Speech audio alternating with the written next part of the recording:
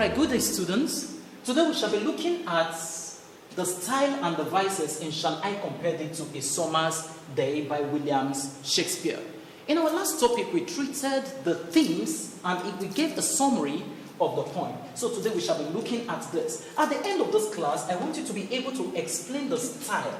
To explain the style explored in the poem, we also need to call out the figures of speech used in the poem, explore the relevance of each figure of speech to the themes, and discuss the devices in the poem.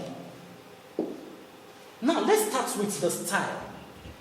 This poem, Shall I Compare Thee to a Summer's Day, is an example of Shakespearean sonnet. We remember what a Shakespearean sonnet is. It's a poem of 14 lines. And one thing about Shakespearean sonnet is that it has a rigid rhyme scheme.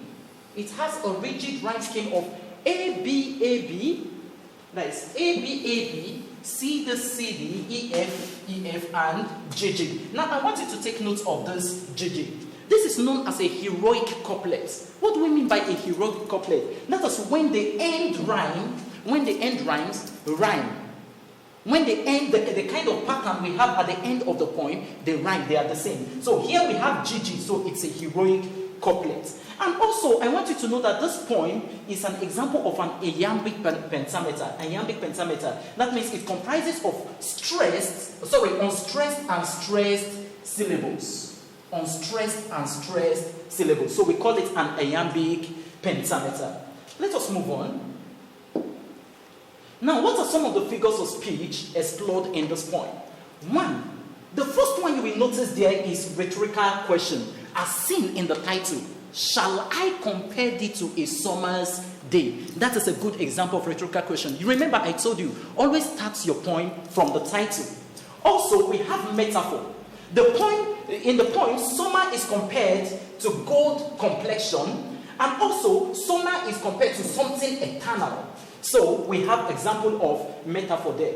We also have the use of anaphora, a repetition of maybe the same word or the same phrase at regular interval. And this can be found in the use of and in lines 6 and 7 of the poem, and so long in lines 13 and 14 of the poem. You will see these ones beginning each stanzas respectively. Now, let's look at another figure of speech, which is assonance. Assonance, you know what assonance is? The repetition of the same vowel sound. And you can find something like that there in more lovely, more temperate. That is more lovely, more temperate. You will find it in these words, more lovely, more temperate. The repetition of the long O vowels, or. So this is an example of assonance in the poem. Now let's look at the language of the poem.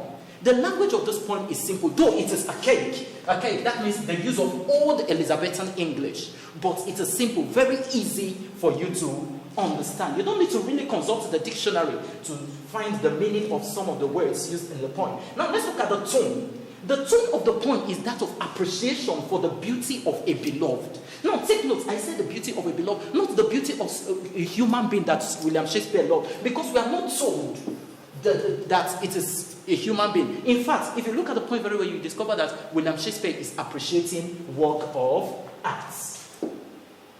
So, having watched this short video, I want you to make sure you copy your notes, read the material, and do your class task. And when you complete it, please submit.